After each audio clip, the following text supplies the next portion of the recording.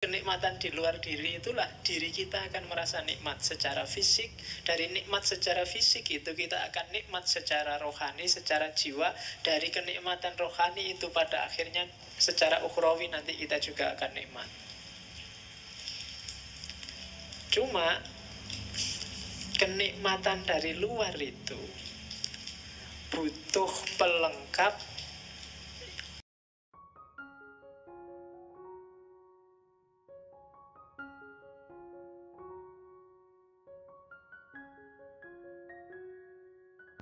Assalamualaikum warahmatullahi wabarakatuh. Jumpa lagi di Kata Filsafat. Oke, kalau ini dari Mizanul Amal. Jadi katanya Ghazali, yo pingin bahagia itu simple. Kita sudah punya semua fasilitasnya. Allah sudah ngasih kita. Apa yang dikasih? Kenikmatan duniawi dan kenikmatan ukhrawi. Semuanya nikmat.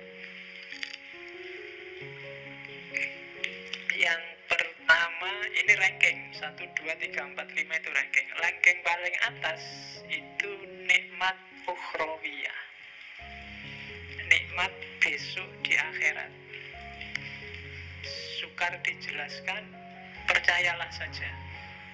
Karena kalau dijelaskan, penjelasannya pasti tidak bisa eksak. Hasilnya biasanya malah debat. Besok di akhirat kayak gimana? Berapa ya dinginnya surga? Berapa ya panasnya neraka? Kira-kira di surga itu kalau pakai AC itu berapa PK kira-kira? Yang itu susah membayangkan. Ngomong yang eskatologis itu hanya bisa dipercaya. Tapi di sana digambarkan nikmat luar biasa. Cuma kenikmatan surga tidak akan bisa dicapai kalau kita tidak ketemu dengan nikmatnya jiwa, keutamaan nafsiyah. Kalau di dunia ini jiwamu galau, tidak tenang, entah karena apa, tidak mutmainnah, ya kamu tidak akan ketemu kenikmatan ukhrawi.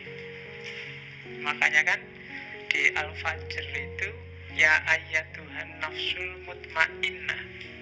Kalau makomnya jiwamu belum nyampe mutmainnah, kamu tidak akan ketemu nikmatnya ukhrawi. Jadi jiwamu harus stabil dan nikmat dulu. Kalau di Mizanul Amal, cari nikmatnya jiwa gimana Pak? Yang pertama akalmu. Dia akan merasa nikmat dengan ilmu. Jadi kita punya akal, bagian dari jiwa kan akal itu. Dia akan nikmat kalau dapat ilmu. Maka sering-seringlah ngasih gizi ke akalmu dengan ilmu. Semakin banyak dia dikasih suplemen ilmu, semakin dia akan merasa senang dan aman. Paham itu bikin tenang, tidak paham itu bikin galau. Teori paling gampang itu. Maka akalmu kasihlah dia kenikmatan dengan ilmu.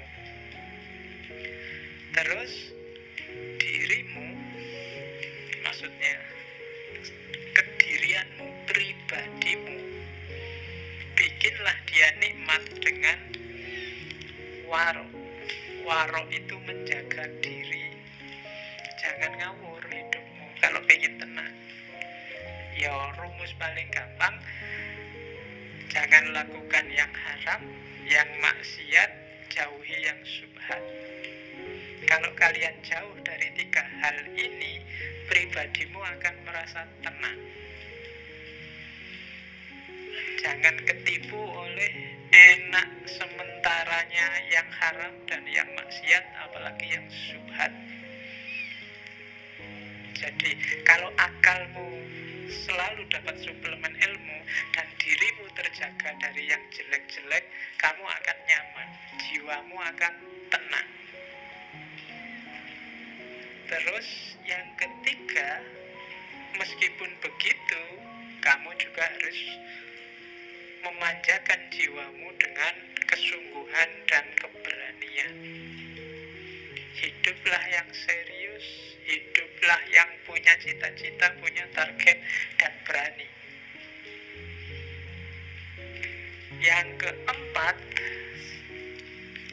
adil. Adil itu hiduplah secara proporsional, baik di level fisik maupun di level rohani. Jadi proporsional itu ya yang harusnya 10 dikasih 10, yang harusnya 1 dikasih 1. Fisik itu adil, kalau sehari butuh makan 3 kali ya dikasih 3 kali. Itu adil. Rohani itu adil ya sesuai dengan kebutuhanmu. Misalnya sudah waktunya nikah ya nikah aja. Sudah jatuh cinta waktunya pacaran ya jatuh cinta aja, enggak apa-apa. Enggak usah dibendung-bendung, saya anti pacaran Pak, enggak mau jatuh cinta Pak. Kalau jatuh cinta ya jatuh cinta aja, kenapa enggak? Wong itu fitrah. Yang enggak boleh kan melampiaskannya kayak gimana. Tapi yang fitrahmu untuk suka pada lawan jenis, bukan yang sesama jenis lo ya, itu penuhilah, enggak apa-apa. Kalau ini terpenuhi, kamu akan utama jiwamu, nafsiyahmu tenang, mutmainnah, baru kamu dapat kenikmatan ukhrawi. Cuma syaratnya tidak akan sempurna jiwamu tenang kalau badaniyahmu tidak sempurna. Ya kayak tadi loh, kalau fisiknya tidak adil, waktunya ada makannya kamu puasa terus, harusnya ada tidurnya kamu pakai melek terus, jiwamu juga tidak akan tenang, tidak akan mutmainnah. Harusnya kamu kawin malah bisa 4 kok malah tidak kawin-kawin, nah, itu tidak mutmainnah. Harus dibikin tenang, karena nafsu itu kalau tidak kamu tenangkan, lama-lama dia akan meledak. Karena dia nuntut terus disuruh bungkem, nuntut terus disuruh bungkem. Pada saatnya dia akan menyusahkanmu. Sama kan kadang-kadang santri itu waktu di pondok tidak boleh lihat TV, tidak boleh baca koran, tidak boleh bawa HP, tidak boleh itu. Begitu keluar dari pondok kuliah, dia yang pertama nyari pacar. Karena kemarin nggak boleh apa-apa, sekarang kuman. Ya, jadi ndak, badaniyahnya beres dulu. Kalau badaniyahnya nggak beres, jiwamu ndak akan beres. Kaya dulu, punya istri dulu, pinter dulu, fasilitas dulu, baru jiwanya bisa tenang. Jadi badaniyah.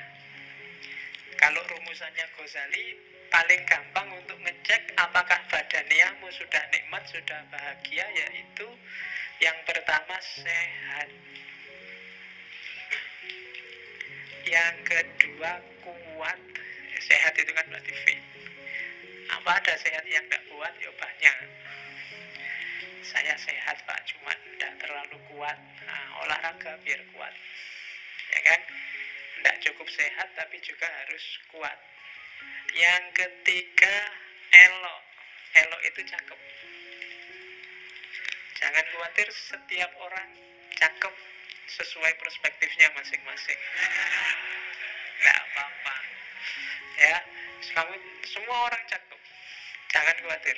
Nah, bahagialah. Kalau enggak, kamu enggak akan bahagia jiwamu. Kalau kamu tiap hari aku kok jelek gitu, enggak akan bahagia hidupmu. Wis anggap aja cakep wis, tau, cok khawatir. Payu. Ya. Itu kan kamu mikir, jangan-jangan ada yang gelisah Pak, apa ada yang mau besok sama saya Pak? Pasti ada. Asal standarmu jangan tinggi-tinggi. Ya. Jadi sehat, kuat, cakep, dan yang terakhir, yakinlah bahwa kamu panjang umur. Tenang mesti kamu. Sehat.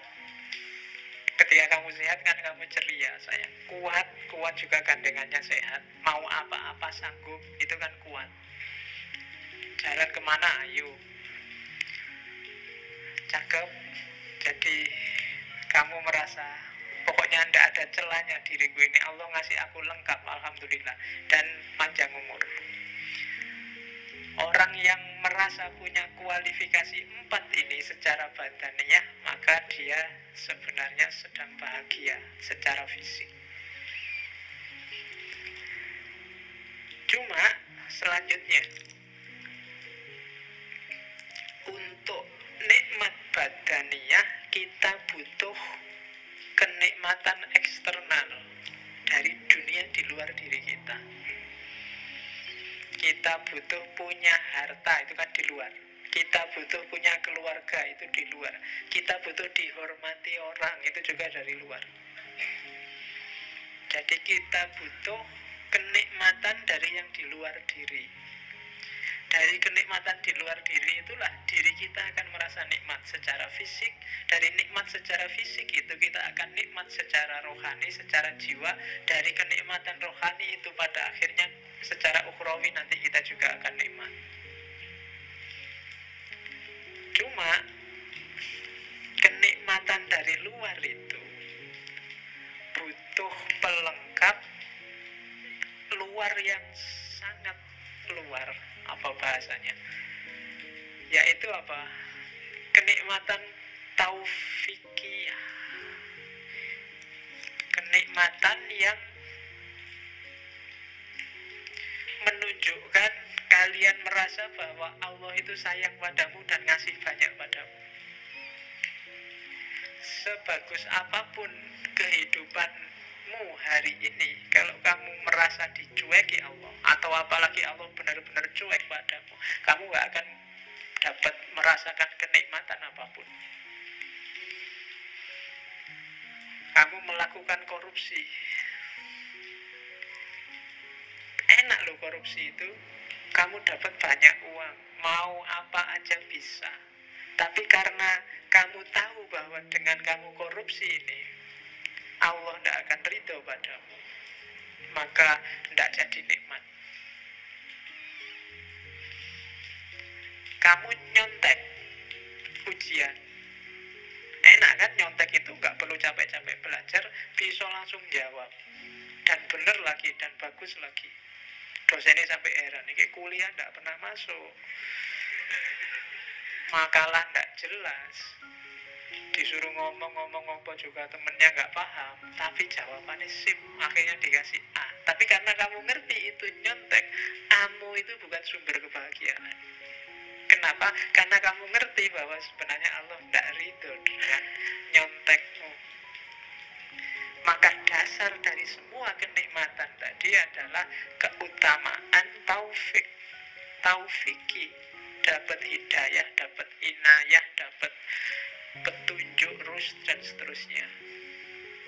Jadi pertama-tama yakinlah bahwa Allah ridho padamu. Setelah itu carilah bekal yang kamu butuhkan untuk nikmat, untuk bahagia. Nyari harta, nyari kehormatan, nyari status, cari tidak apa-apa, itu sumber kehormatan.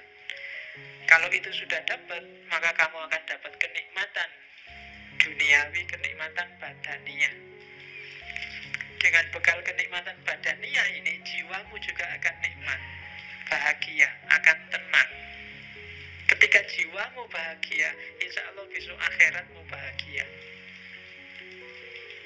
Bandingkan dengan orang yang sejak awal sudah tidak dapat ridhonya Allah, maka kenikmatan eksternal tadi akan jadi sumber bencana.